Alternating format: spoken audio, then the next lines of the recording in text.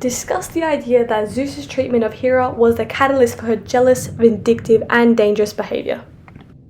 Zeus was the god of the sky, king to all other gods, a ruler, a protector, and father to all Greeks, usually associated with the symbol of a thunderbolt and lightning, asserting power and fear amongst all.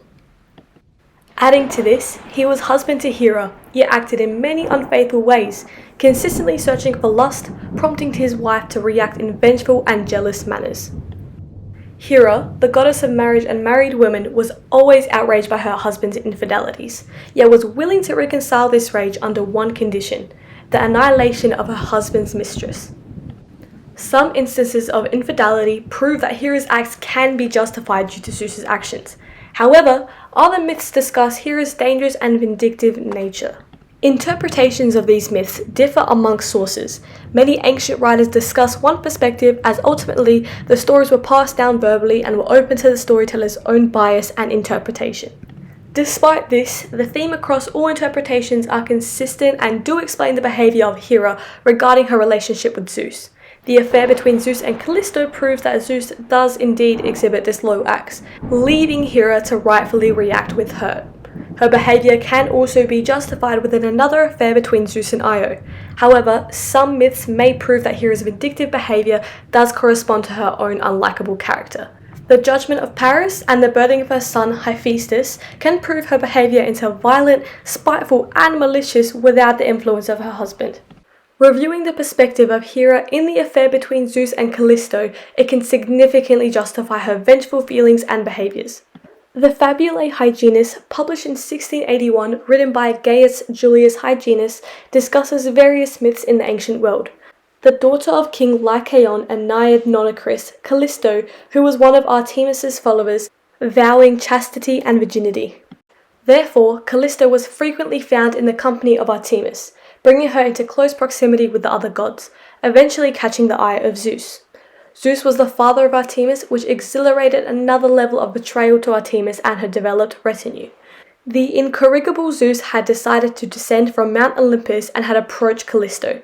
The Fabulae Hyginus states that Zeus disguised himself as the goddess Artemis to not alarm Callisto. However, other accounts state that he had approached her as a male figure. He proceeded to take her virginity, and Callisto was forced to hide her newly bound pregnancy in front of Artemis and her followers. As time passed, it became more difficult to hide her pregnancy. Her womb grew heavier near the time of her delivery, and Callisto refused to disclose this information to Artemis as she feared anger and punishment. Artemis had finally discovered that Callisto was no longer a virgin when she was bathing in the rivers near the forest. She became angry at Callisto for breaking her vow of chastity and further suspended her from the assemblage. According to the documentary Art France, the wrath and indignation Artemis now held towards Callisto left Zeus feeling guilty and culpable, and as such he transformed Callisto and her son into bears. Yet, other sources articulate that they had transformed into bears because of Hera's jealousy, so no one could experience the beauty of Callisto.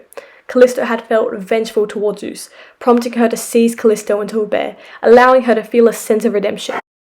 Later, Zeus had saved Callisto, turning her into a constellation known as Arctos, the Great Bear, as Hera continued to work against her to get Artemis to think that she was a normal bear and slay her. Through the moral and principled perspective, it is quite evident that Hera had the right to become jealous and vindictive towards her husband with his admissible cheating actions and immoral decisions, especially due to the fact that Hera is the goddess of marriage, eliciting to the population of Greece that marriage is sacred, but it is more important to the female than it is to the male. Addressing Zeus's limited respect to their commitment and his infidelities, which give license to all other Greek men, modelling that having affairs and cheating is acceptable. It is accurate to say that Zeus had a lustful eye, wanting any woman to play mistress, sometimes not considering Hera his wife. This concept had been reflected amongst his want over Io.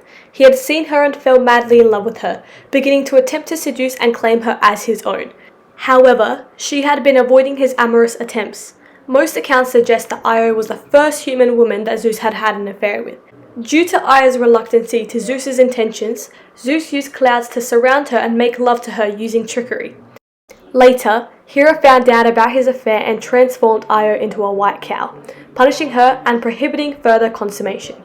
Continuing to curse her, Hera had sent a gadfly to continuously bite Io, causing her to wander the lands in mortal unrest, pursuing her suffering, which was particularly harsh and vindictive. Hera then sent a gadfly to torment Io, who therefore wandered all over the earth, crossing the Ionian Sea, swam the strait that was thereafter known as the Bosporus, and at last reached Egypt. A famous dramatization, Prometheus Bound, written by Aeschylus, suggests otherwise. Instead of Hera transforming Io into a cow due to her jealousy, Zeus transforms Io to protect her from Hera's vindictive behaviour. Am I enthralled by thee in pennis long, Io the ox-horn maid, thy love of old. Later, Hera had requested Zeus to gift her with the ox, and with the control of Io's life in the palm of Hera's hand, she cursed Io to wander the earth with mortal unrest, harasses o'er leagues and leagues of land. In the resolution of the play, Hera states that thou art she whose beauty fired the breast of Zeus with passion, she whom heroes hate, stating that anyone who purposely forms any connection with Zeus will endure the wrath of Hera. It is clear that Zeus continuously fuels Hera's anger and rage, and that Hera's actions are a direct response to Zeus's conduct. It is evident that Hera is a loyal woman powered by revenge, forming spells and curses to ensure that her husband only interacts with her. It has been proven that Hera is a victim of Zeus's actions, resulting in her vindictive and rageful behaviours. However, some events prove that her jealous and spiteful actions are still present without the negative influence of her husband, Zeus. The judgment of Paris is a perfect example, exemplifying the significant negative behaviours of Hera. The scheme begins with the debut of a golden apple, thrown by goddess Eris, encouraging a dispute between Hera, Athena, and Aphrodite as to which of them is the fairest, allowing the apple to become a prize to the goddess with the most beauty. According to the Cypria, written by Statinus, they were further led by Hermes at the command of Zeus to Alexandros on Mount Ida for his decision. The goddesses then appeared before Paris, the shepherd prince of Troy, and offered him gifts to benefit their favour. Hera had promised Paris land and riches, Aphrodite promised him the love from the most beautiful woman in the world, and Athena promised victory in battle. After judging all the goddesses, Paris chose Aphrodite. The author of the Cypria discusses her staggering beauty along with her immaculate smell, followed by her laughter and more.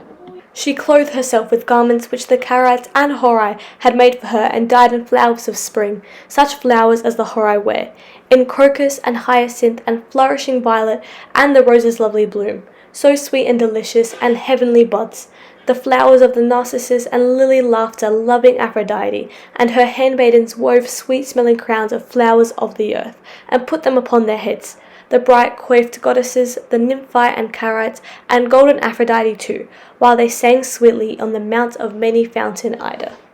Paris had decided to choose Aphrodite, both for her astonishing beauty and her proposal to be gifted the love of the most beautiful woman in the world, who for many was Helen, the Queen of Sparta. Husband to Helen, Menelaus, King of Sparta, was not happy when Paris had come to propose his love to her. This was the beginning of the Trojan War. The decision of choosing Aphrodite had evidently angered Hera. Already possessing a vindictive and vengeful mindset, she decided to do everything in her power to ensure that Troy was destroyed in the war. She explicitly supported Greece in winning the battle simply for the reason that she felt spiteful that she was not chosen as the fairest goddess. Hera became so obsessed with ensuring that Troy would experience defeat, she spent much time arguing with Zeus, determining the outcome of the war, convincing him to cancel the truce between the Greeks and Trojans to result with endured fighting and the death of more Trojans. Hera was so determined with making sure that Greece would win that when Zeus forbid the gods from interfering with the outcome of the war, she had seduced him and further drugged Zeus into a deep sleep so that she could interfere. Book 14 in the Iliad shows when Hera seduces Zeus, overcome at once by sleep and love, he held his spouse in his arms. I have sent him into a sweet slumber, and Juno has beguiled him into going to bed with her. Hera's behaviour in this scenario clearly betrays her true identity, with no external influences, allowing the audience to learn that Hera reacts immaturely and immorally because it is simply her character. Another clear example demonstrating Hera's true temperament is seen in the story of Hera birthing her son, Hephaestus. According to the ancient writer Apollodorus, Hera gave birth to Hephaestus without intercourse, but was still one of her children by Zeus, meaning that Zeus was the father to Hephaestus. Many accounts state that because Hera was so beautiful, when she birthed her son and saw that he came out looking deformed, it caused her to feel infatuated with rage. The ugliness of Hephaestus was sufficient for Hera to immediately reject the baby, and so the Greek goddess was said to have thrown her child off of Mount Olympus. Later on in Hephaestus' life, his hatred towards his mother became more indisputable, in which he began to plan revenge. This image depicts a painting of a pottery piece, Hephaestus ascending to Mount Olympus drunk, being supported by a satyr, which is a male spirit with a tail and ears, preparing to induce reprisal on Hera. The original action of Hera throwing her own son off Mount Olympus because of his lack of beauty significantly portrays Hera with her vindictive and ruthless behavior. Considering all circumstances and sources, it is evident that Hera can be characterized as vindictive and violent, with and without the influence of her husband. However, many of her vindictive actions are a consequence of the many unfaithful acts of Zeus. Due to his repeated affairs, Hera had built a solution to be able to forgive him only if she could eliminate, curse, or trouble the woman in the matter, showing true vindictive and spiteful behavior. Therefore, Hera's negative and violent behavior can be explained to some extent as a consequence of her distrust of her relationship with Zeus, influencing and affecting her to the point where she feels as if she must act in some way to uphold her marriage.